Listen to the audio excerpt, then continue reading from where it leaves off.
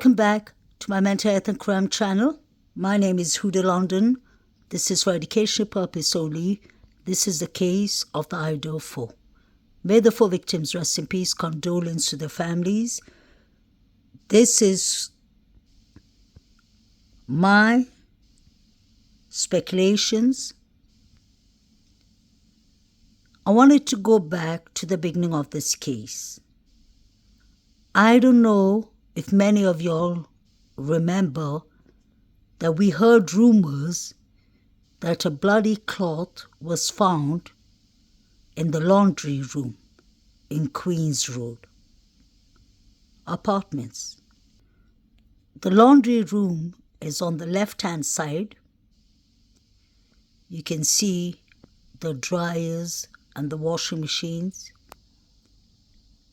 It is accessible for people who live in Queens apartment. The door seems to be always unlocked. What if the suspects were hiding in the laundry room? It would literally take them 30 seconds to get down the steps, and then they are in front of 1122 Kings Road. Why else would a bloody cloth be found in the laundry room? The suspect or suspects could have easily hid in this room because it was quite dark around these areas. Most of the lights were switched off, or the fuse of the lights were broken on purpose, in my opinion. There had to be a reason for the place to have been pitch black that night. They could have easily hidden this room, ran into 1122 Kings Road, finished what they were doing, unfortunately, and they could have ran back to the Sigma Chi fraternity. The reason I say that is because we clearly see 4 to 5 figures running towards the Sigma Chi. And for a bloody cloth to have been found in the laundry room, that meant somebody was either in the crime scene when the unalivings happened, or somebody must have come from the crime scene and changed their clothes over here. That's just in my opinion. But I find it to be extremely interesting that the lights were all off that night.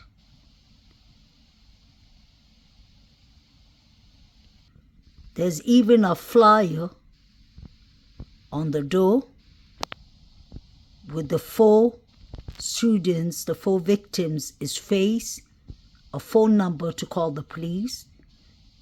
And we've heard that Xana Kanodel's uncle, Sherman, put up these flyers around Queen's apartment, right up to Linda Lane,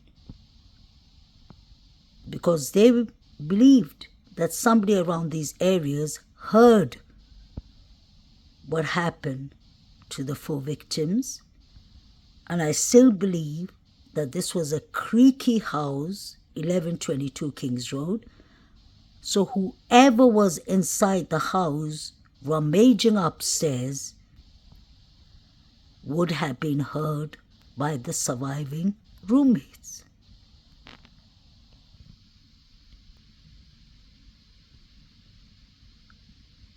This would have been an easy access point for the suspects to have hid. Look at all the flyers. Pay attention to the flyers on the door. That makes me believe that all these flats here would have heard people fighting for their lives. They would have heard the rummaging, the screaming, the yelling.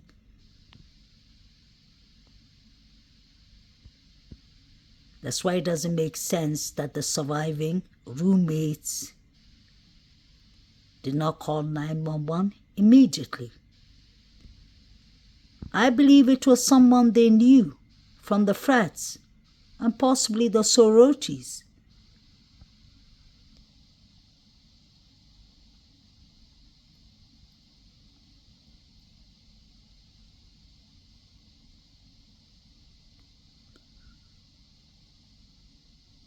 Let's not forget that many people went home for Thanksgiving because they were scared. The police were saying it was a targeted attack, and at times they were saying no, it wasn't targeted, the house was the target. Once in a while they were saying no, it was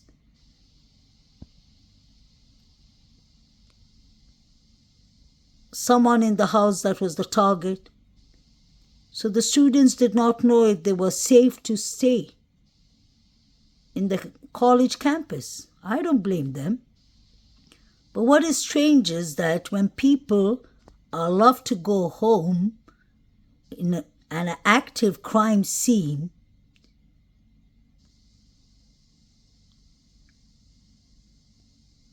is actually happening, the suspect or the suspects could have gone home too, with the evidence, with the weapons. Nobody would have seen if they had scratches on their hands.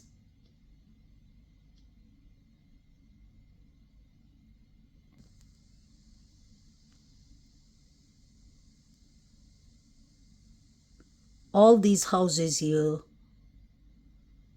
would have most likely heard what happened that night.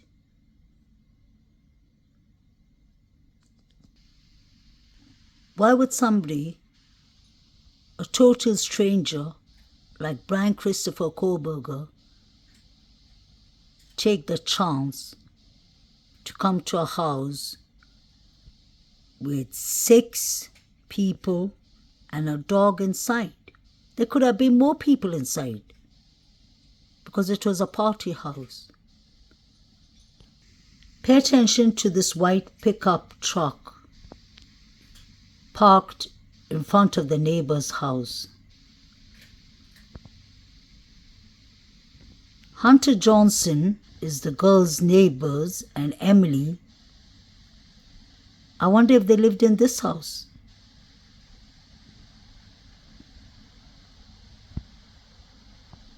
This white pickup truck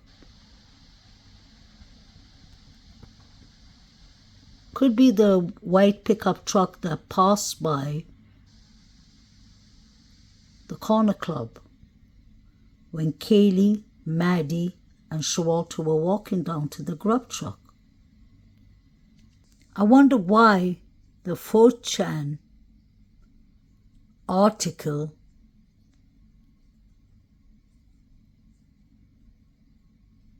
knew so much about how the crimes were going to be carried out, that they were going to do it in 19 minutes, which they actually did it in 19 minutes.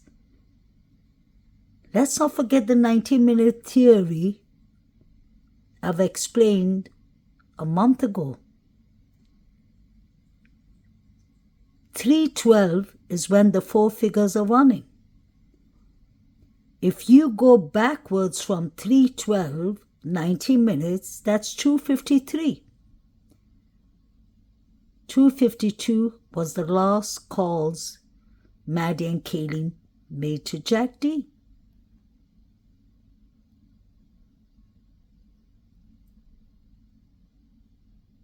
They said that they would do it within 19 minutes.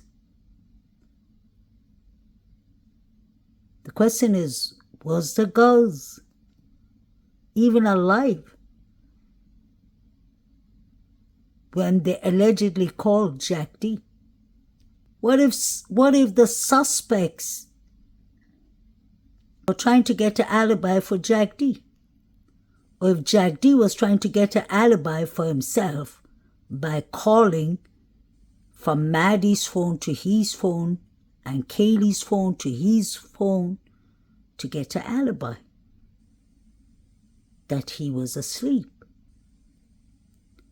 We saw Jack D at 1:25 inside the corner club. He was standing and talking to Kaylee and Maddie.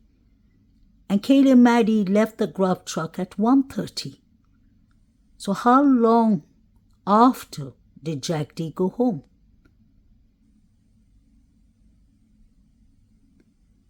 At 2:55, we hear a female yelling, "Stop it! Stop!" At 3 o'clock at night, we hear and we see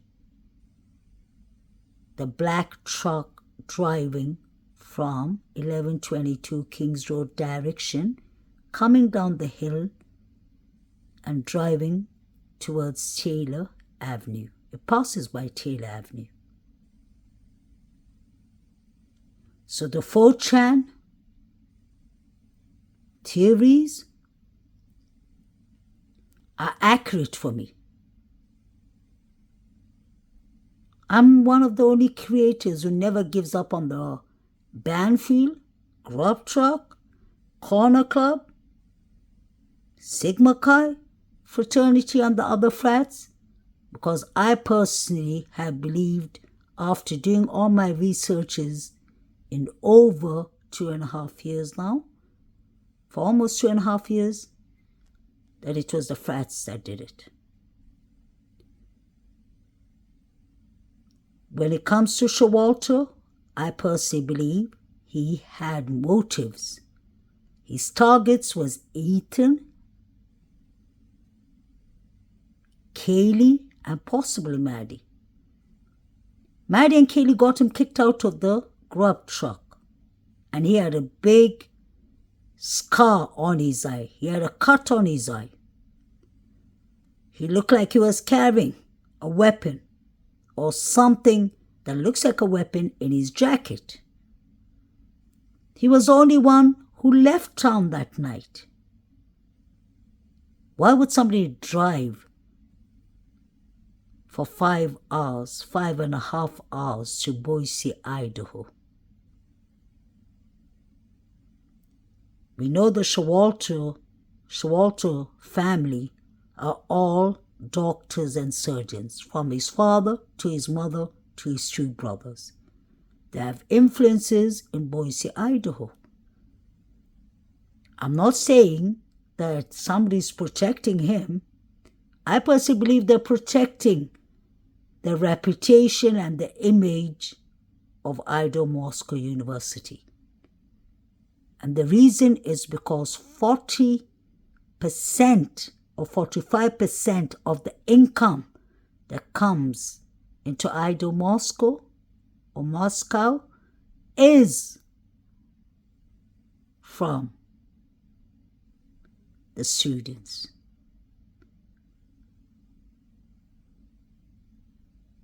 I don't know. It's terrible. Yeah.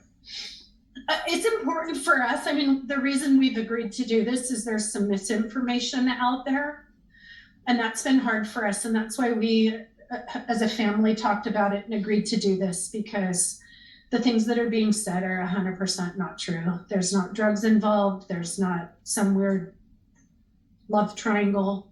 Ethan was stayed the night at his girlfriend's house, who was one of 5 girls who lived in the home. And this was not some love triangle. Interesting. Why would it be a love triangle? Who was dating who in the house? This is not just a normal sentence that will come out of a parent's mouth, unless the rumors was going around that there was a love triangle.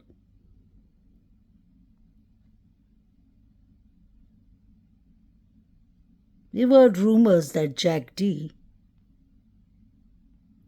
was allegedly dating or went once out with one of the surviving roommates. I've heard BF and I've heard DM.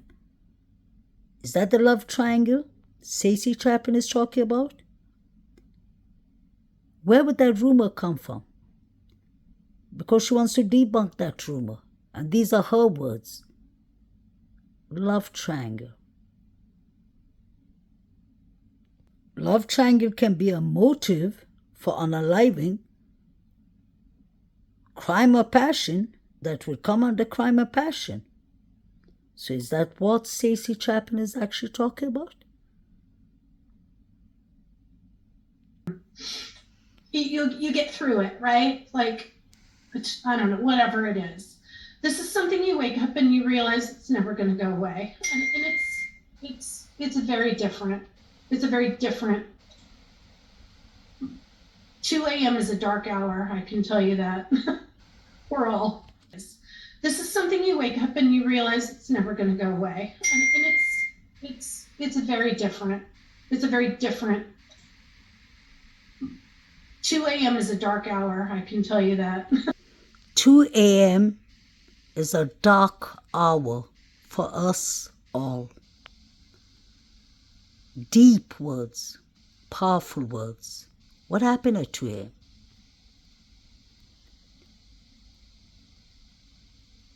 What happened at 2 a.m.? Did Macy and Hunter Chapin, Ethan, his triplets, call their mother and father? Obviously, if you have children, especially triplets, in the same frats, who hang around together all the time, in the same college, they're going to call their mom and dad first. That is where you find comfort in your parents. They must have called. Their parents had said, Mom, you know what happened?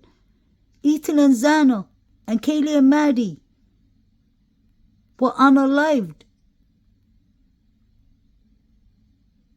And I'm sure the parents must have told them to calm down and not to speak to anyone till they calm down. I'm sure the Chapins have lawyered up too. They have their own lawyers, but they're not going to. They're very discreet people. They like to keep things very professional, I've noticed. In a way, that is quite good. Because, in my personal opinion, the G family, the Congalvis family has just confused us by saying things that we don't know are true or false. It was Steve Congalvis who said it was a hell of a fight upstairs. So are they trying to tell us the surviving roommates did not hear the hell of a fight upstairs? When they called 911, are they trying to tell us that they didn't see the blood on the railing? Like Ann Taylor said? Are they trying to tell us that they did not see Ethan next to Xana? Are they trying to tell us that they didn't see a bloody crime scene? But yet, DM managed to text the father before calling 911. Make that make sense. Under no situation would it make sense for me that two 20-year-old females, I'm not talking about 2 years old, 20 years old female, did not call the cops. Were they told not to call the cops? And let's not forget, BF said that she thought she saw Xana in black clothing. So she must have seen someone in the same height as Xana with black clothing. And that couldn't be BK, because BK is 6.2. He's over 6 foot. And I believe that is why Ann Taylor and BK want Bethany Funk to come and spit out the truth. Spit it out. Escapatory evidence. She saw someone that she thought was Xana in black clothing. I don't believe she thought she saw Xana, and I don't think personally she saw Xana. I think she saw the real suspects. Let's not forget BF was at the Sigma Chi fraternity. There was a fight at the Sigma Chi fraternity with Ethan, Xana, and the Davids. She must have witnessed everything. The question is, was the surviving roommates both home when this happened, or did one of them come home the next day, right before they called the police? Detectives have investigated the driver who took Kaylee and Madison home and don't believe he's involved in the crime. That's Eric. Detectives confirm victims were located on the second and third floors of the house. Detectives are asking for all outside surveillance video taken from 3 a.m. to 6 a.m. I repeat, 3 a.m. to 6 a.m. 6 a.m. on November 13th. If the crimes happened at 4:05, they would have been searching for things between 3 to 4:30. Why 3 to 6 a.m.? Because it was a busy night. There were 4 figures running. The Banfield stop was going on. A black truck was driving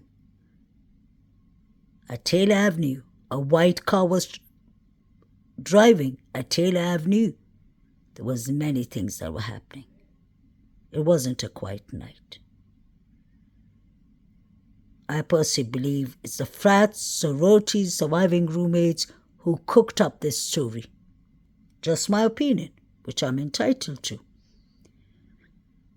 It will never make sense for me that somebody didn't call 911 for 8 hours. And let's not forget, DM and Showalter know each other from Boise, Idaho High School. BF was sitting on Showalter's lap in high school days. So we have 3 people who already know each other. They could have easily let him inside the house, in my opinion. Please like, share, and subscribe. Thank you all, my subscribers and viewers, for being mindful. You'll always leave the best comments. You're always kind and respectful to each other. And I really appreciate that, because we try to have mindfulness and respect for the students, the victims, and their families. People may turn around and say, but why are you accusing the surviving roommates? My answer is, I'm not accusing them. I'm just pointing out what doesn't make sense for me.